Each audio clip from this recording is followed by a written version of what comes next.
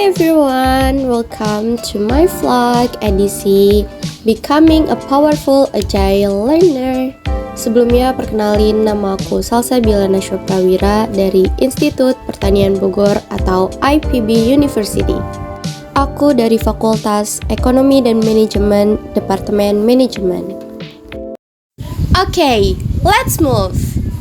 Wait, nggak sampai di situ aja loh. For becoming a powerful agile learner, kita juga perlu mempersiapkan beberapa hal. Salah satunya yaitu soft skill. Kira-kira apa sih alasannya sebagai seorang mahasiswa perlu memiliki soft skill? Menjadi seorang mahasiswa tidak akan terulang dua kali. Masa transisi dari siswa menjadi mahasiswa tidak akan terulang kembali. Menjadi seorang mahasiswa memiliki kesempatan yang terbuka luas dan lebar. Kita memiliki banyak hal yang bisa dicoba.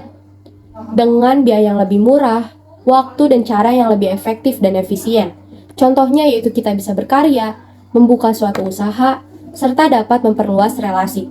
Jika kita memiliki soft skill, maka nantinya kita akan bisa jauh lebih perform dan juga kita tidak akan kaget dengan dunia kehidupan yang sebenarnya.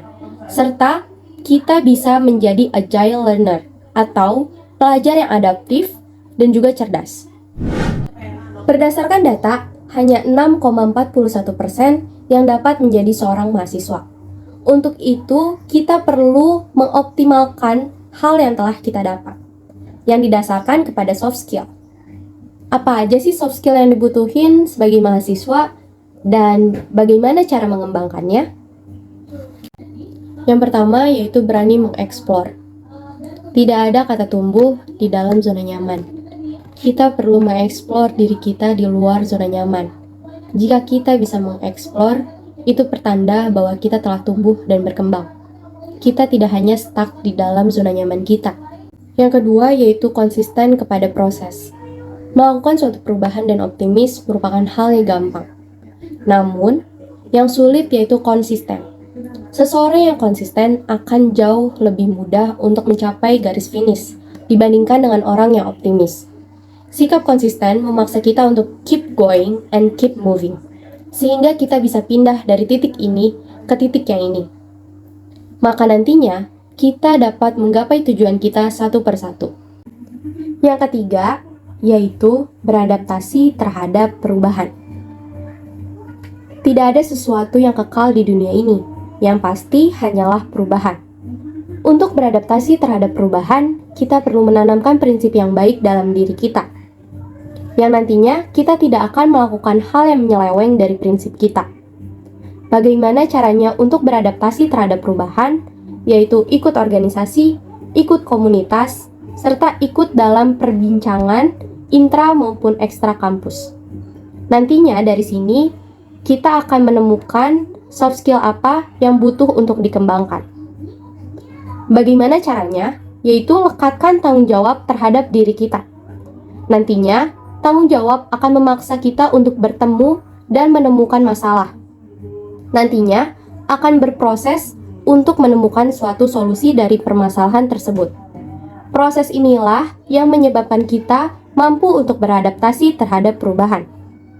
Soft skill berkomunikasi, leadership, mendelegasikan tugas, serta bernegosiasi nantinya akan berkembang dengan sendirinya apabila kita bisa beradaptasi dengan perubahan atau kita bisa bersikap adaptif. Yang keempat, yaitu attitude. Adab lebih tinggi daripada ilmu. Mereka yang berilmu tapi tidak memiliki adab, maka akan merusak citra diri mereka sendiri, serta menghilangkan respek dari orang lain. Masa mahasiswa merupakan masa yang baik untuk membentuk karakter, berlandaskan value, dan juga kebiasaan. Tahap untuk membentuknya yang pertama dimulai dari pikiran, perkataan, perbuatan, dan nantinya akan menjadi kebiasaan, dan kebiasaan itu akan membentuk karakter kita. We are what we read, we are what we listen, we are what we watch, we are what we discuss with. Yang kelima, yaitu social empathy.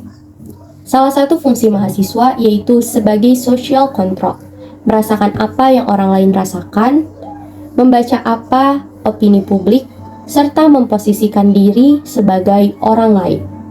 Banyak harapan yang bertumpuk pada mahasiswa. Tidak hanya orang tua, melainkan masyarakat.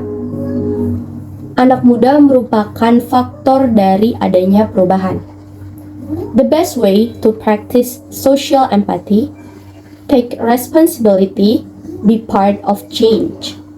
Cara mengembangkannya yaitu ambil tanggung jawab dan putuskan untuk menjadi bagian dari perubahan, baik bagi diri sendiri, orang-orang yang kita sayangi, orang-orang sekitar, maupun keluarga kita. Okay, I think it's enough. And bye!